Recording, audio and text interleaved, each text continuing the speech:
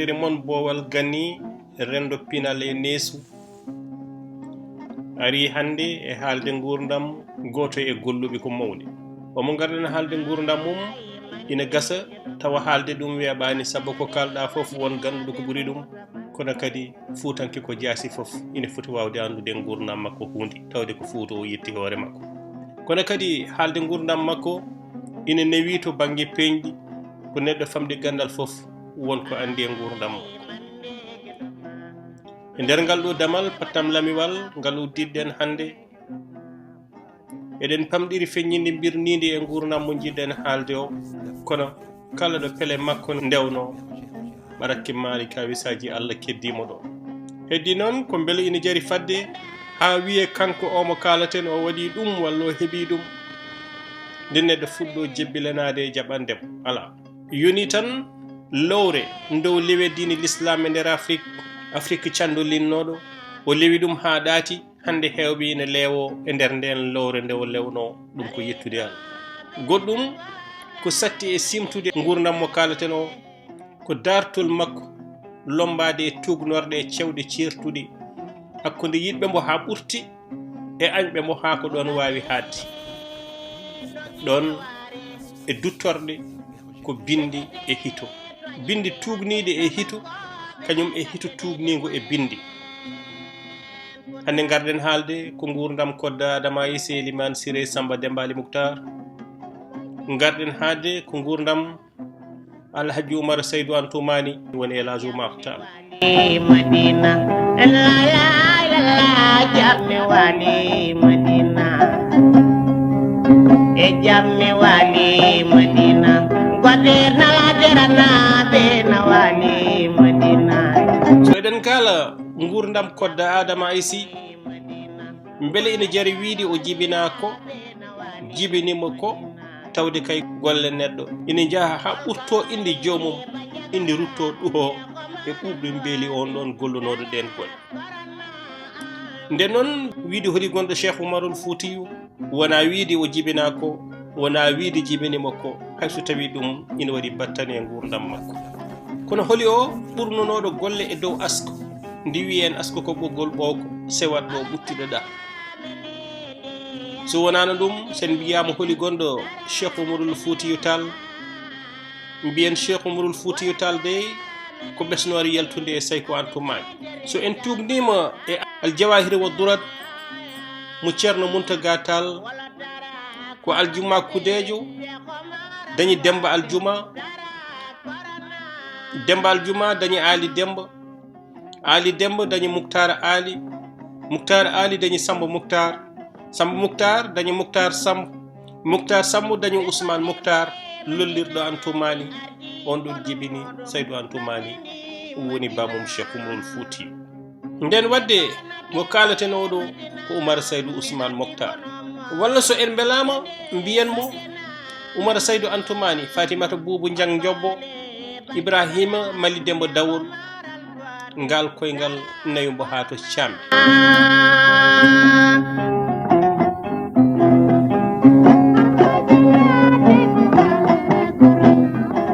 Alhajji Umar Taal tawi bamum ko ina woni gando ina woni alliyanke timmuɗo ina woni wali joom dokki sabu bamakko saydou antoumani ina jeyno e dardinoɓe cheikh souleymane bal kañum e abdoul qadir kanen ma mbiyani omo jaa e haralde nogas e joyyi yanoɓe to pir gam janggoyde gartiɗi e himme haɓade candallagal to banggue nene makko ko ɓi adama isi eliman siré samba demba ali mouhtar woɗɓe mbi demba samba ali mouhtar Alhajji Umar Taal ko koddo to nene makko sohna adama aysi sabu sohna adama aysi dañi fadimata dañi ibrahim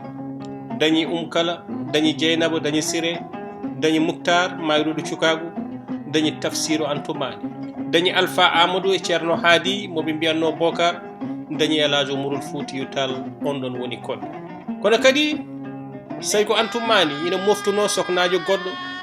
ina wiye Yumaysi Abdoullahi on ɗon ɓe dañƴi sukaɓe ɗiɗo aliou kañum e ousmane aliou o woni sehil e jaadiɗo cheikh Umarul Foutiyou Tall ɓe jaadi ha to makko tal mo karram on heddi ko wiite tejeeri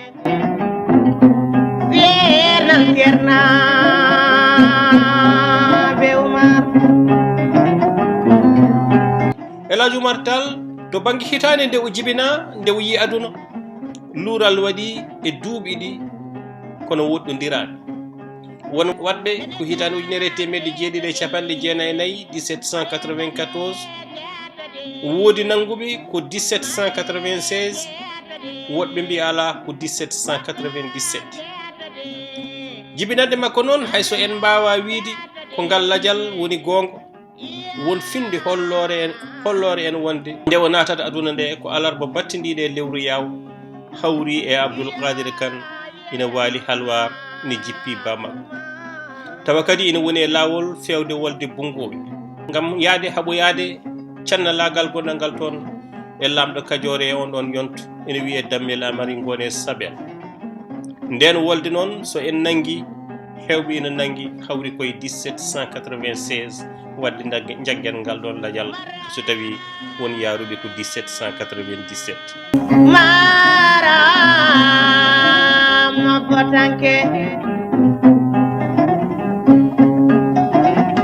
almami Abdoul Qadir Kane ni ndi rewi ɗon woodi ko sifino e oɗo suko jibinaɗo te ɗum laatima tariku gonɗiniɗo kono kadi hay Elimane Boubacar Kane hollitino Saydou Antoumani ma dañ ɓiɗɗo gollantoɗo l'islam ko hay goto golladaki l'islam hay almami Youssouf e wiide Amadou Hampate Ba hollitino Saydou Antoumani ma heɓ ɓiɗɗo darnowo jamaji e jumaji ko almameɓe foof so ndendi mbaɗade ko foti noon e nder Afrique so tawi koto banggue fergo nelaɗo jibinede makko hawrata koye hitande ujunere e temedde ɗiɗi e sappo walla sappo e ɗiɗi walla ujunere e temedde ɗiɗi e sappo e tati ceertal gongal to e duuɓi faraysi kañum tan artiga e duuɓi fergo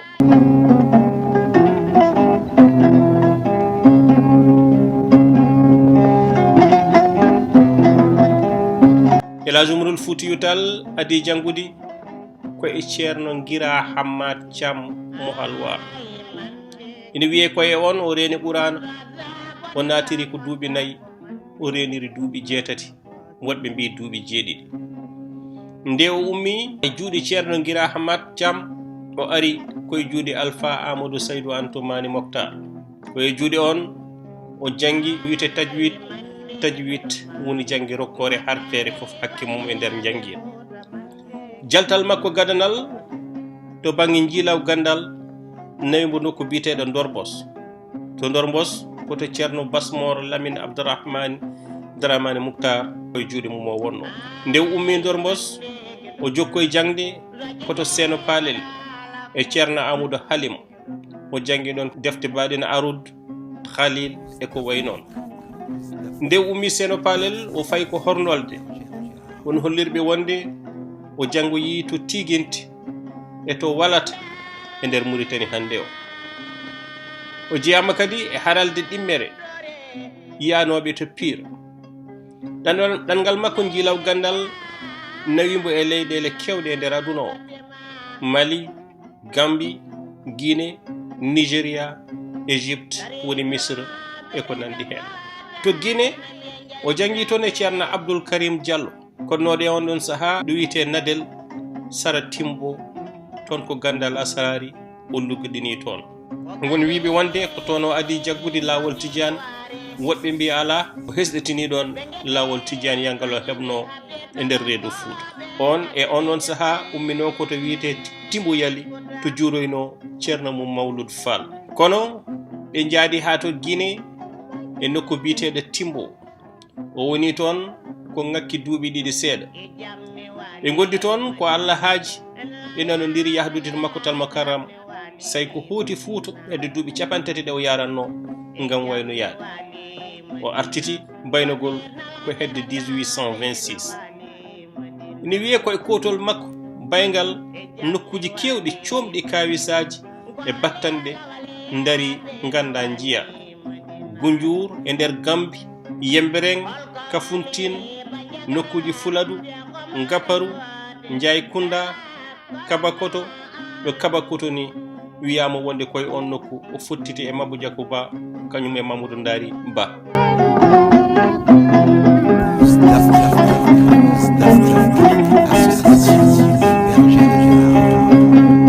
Ceerno Abdoul Karim Diallo mo o fibno yadude to Makkatal Mukarrama ɗum laataki jiyanɗe certuɗe garti e sababu o nde o yahata makko o waɗi lawol hakki hitande o rewi Mali, o rewi Nigéria, o rewi Borno, o rewi Misre, hande o yettoyi to Makkatal Mukarrama hedde 1827. to Makka to kadi o waɗi toon duuɓi tati dewal Allah e ɓeydugol gandal hakkude Makka, Medina e Baytal Miqdes. ko toon kadi o hawri e Mouhamadoul Ghali ɓe kawri ko e maqama Ibrahim Mouhamadoul Ghali ko kañum joɗanino Sayku Tijane e on ɗon nokku. Sayku natede Madina mi ardi kono moɗon tende Madina. Korso e welede Allah lowi ɗum hakkude mabɓe ko toon Mouhamadoul Ghali waɗimo khalifa lawol Tijaniya e nder Afrique. e nder ɗin nokkuji arabeɓe ɓe gumana ɓalejo ittanano ɗum gueɗal Sayku Umarul Foutiyu waɗi toon kawisaji ha arabeɓe foof ndendi mbi Taal. woni Makka ene won hen kaldi hakke duuɓi tati, woɓɓe mbi woni toon hakke duuɓi 13. jahlu makko e gartol makko foof woni duuɓi 20, woɓɓe mbi duuɓi 13. jahol makko e gartol makko foof woni duuɓi 20 nde o artata kadi o rewi e nokkuji kewɗi. o refti to wiyete Misra, o refti Nigéria ha o waɗi ɗon duuɓi 7 omo wondi e Mouhamadou Bello mo heɓi moftude ɓiyum ko Alpha Ahmadou aranimo ɗon e ƴettidi lawol. o ummi ɗon o fewti Ségu e nder Mali, o refti Timbo e nder Guinée hande, o rewɗi wiyete Kankaba e Kankan. ɗo Ségu ɗo lamɗo biteɗo Cekolo riwtimo ɗon, kono nde o artoye jihade makko on ɓami kurus kañum ne wi Taal.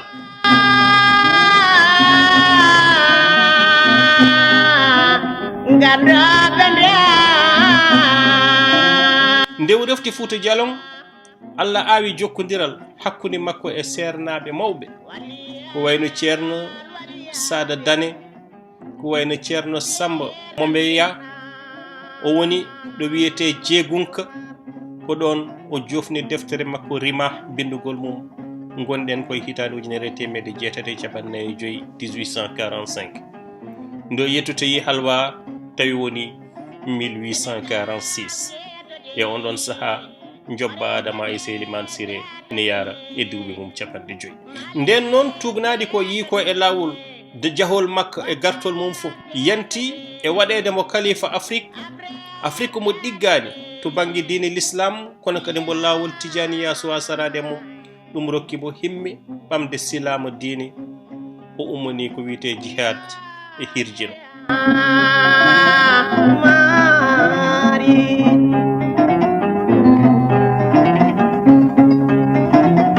to banggue ɓesgu makko e Alhajji Umarul Foutiyu dañi Ahmadou Sayku jiiɗe aduna e 1836 hawri e ladial 1898. o dañi Bachirou jiiɗe aduna 1856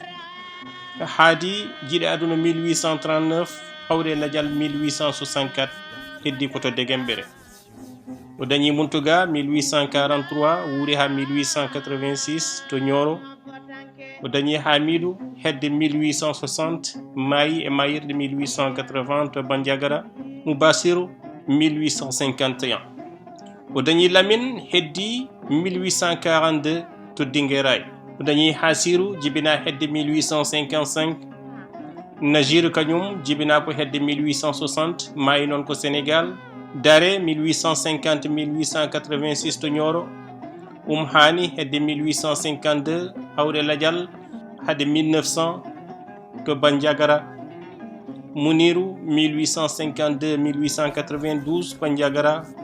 Nour bamum ceerno Seydou Nourou. Mahi 1839 1864 to Degembere.